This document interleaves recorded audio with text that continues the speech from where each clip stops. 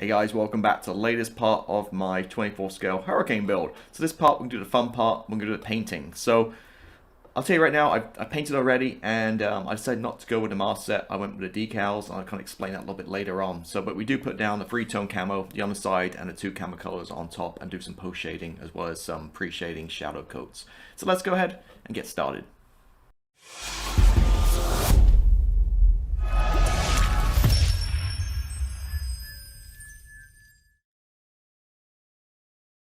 Alright, welcome back everybody, and we're going to get into painting this week. So, as you can see here, I've started a little bit already. So, first thing I did was, obviously I masked the canopy up last week, and this week I came back before I forgot and did the inside color of the canopy. So, you do have a mask set inside now. I'm not going to paint the inside, I'm just going to paint the outside.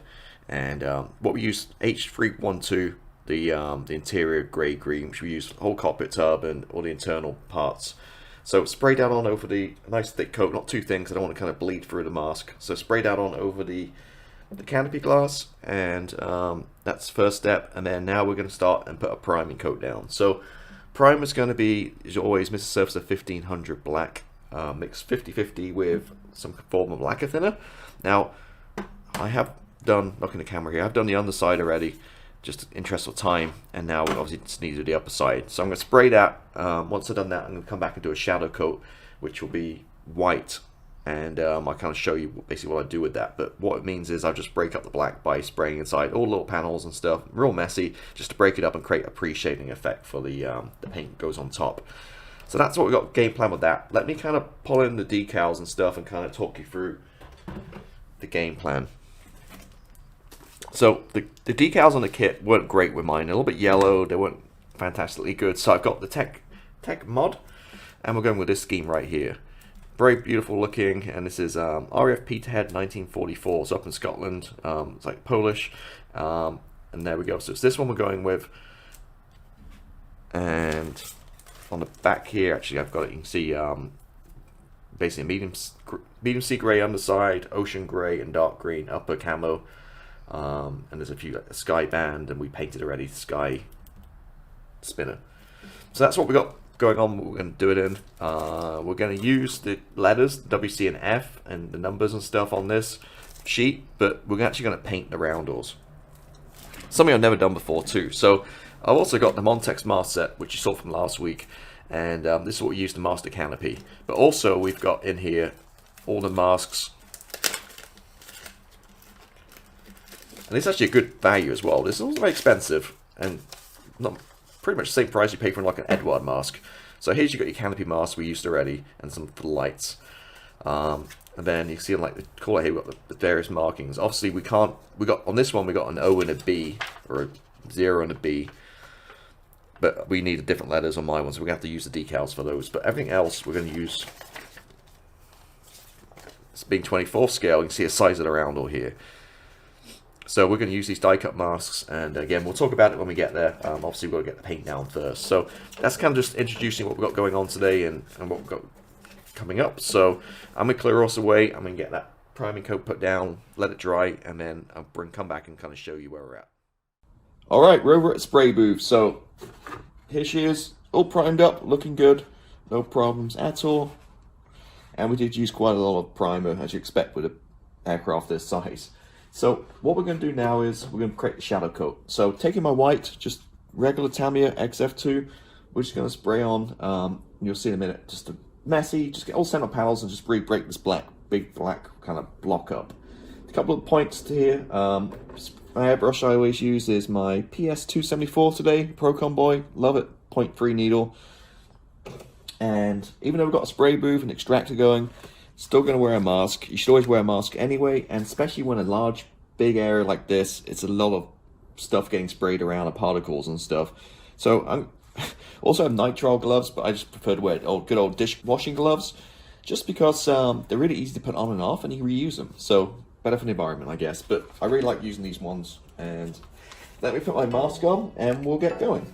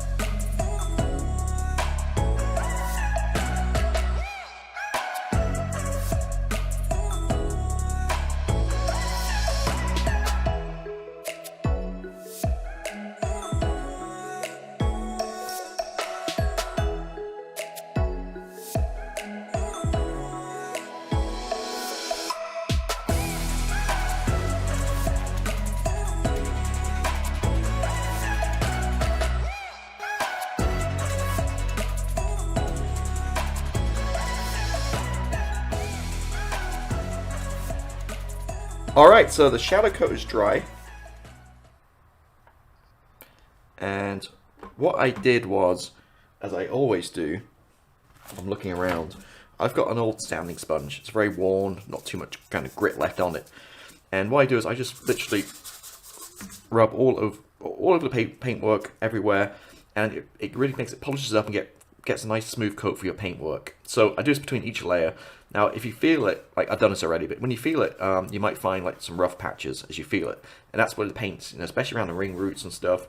I can feel it a bit here. You can actually maybe hear it in the microphone. So what I can do is just simple sand, and it sounds it's smooth and it's like shiny and very nice. So that's something I do all over. So I give it a quick kind of sand down after my priming coat, and I've done two things. So firstly, bringing this guy back in, you can see this one has a sky band which goes all the way around.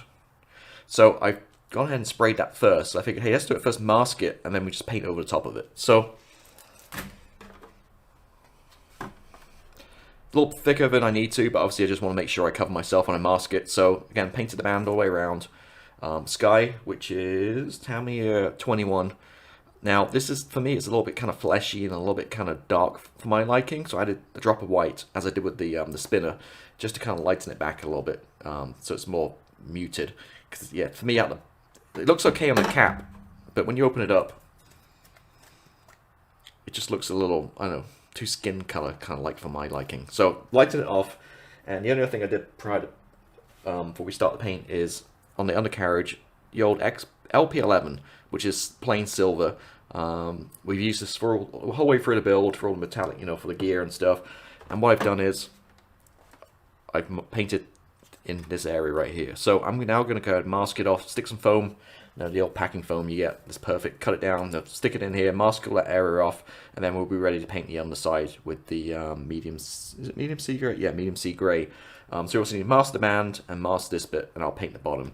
And then I'll be right back. So let me go ahead and work on that, and then once that paint's dry, I'll show you where we're at, and we can mask it up and get ready for the camo on the upper side. Okay, so we got the grey on the underside, and again we used medium sea grey, attack up C141.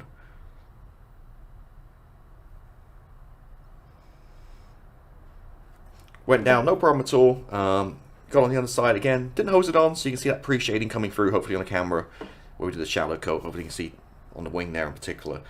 So that one's all done on the other side. Now we need to mask it off. And the upper side is going to be the darker grey, which is going to be the ocean grey, which is this guy, C032 Ocean Grey. And yeah, you get it in Tamiya, you get all your paint brands, but again, I like Mk.IIc paint. I like this because you can, it's not pre-thin like MRP. You really kind of thin it down and get your own consistency, which is great. And also, I decant this into a dropper bottle, but their lacquer thinner is, well, you obviously can't smell it, but it's actually really good for a lacquer thinner. It's actually a really low odor and a good smell. So if you're worrying about fumes from lacquer paints, I highly recommend Mk.IIc paint with their own lacquer. Now it does have a smell, but it's nowhere near as bad as like the Guns or the LP Tamiya paints. But I'm kind of nose blind to those guys now, so I don't really smell them so much. But as always, you know, it's not the smell, it's the particles. So you always got to wear a mask no matter what. But smell wise, this isn't so bad at all. It's probably not as bad as like Tamiya XF paint even. But again, using their own lacquer thinner with their paint, and yeah, I really like it. It's just like MLP basically, and you can get really nice kind of smooth paint work. So that, anyway, so that enough. Oh, knock it over. So enough pimping with this. Let's go ahead, mask it up, and paint the top color, the top ocean grey. Okay, so we not only done the grey, but we've also done the green. So grey. Let me just run through these colors we used here. So the underside is medium. I forgot now which. The underside, yeah, medium sea grey. So medium sea grey was the underside, which is C141. The upper is ocean grey, C32. And the dark green is C16. And that's your collection of colors we use. So put the grey down, no problem at all. Then using my Clever Putty, you've seen me use this before.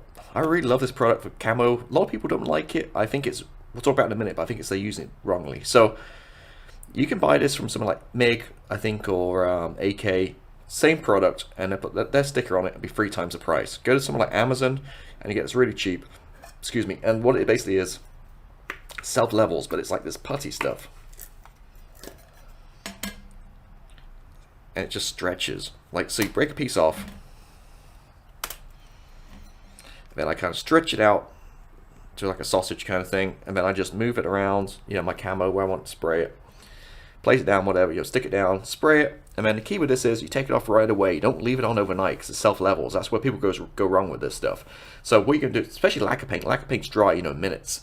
So what I'm going to do is I basically put it on, you know, whatever, spray it, and then leave it maybe a couple of minutes. So by the time I clean my airbrush out, all the rest of that stuff, I come back on, just rip it straight off, put it away, done.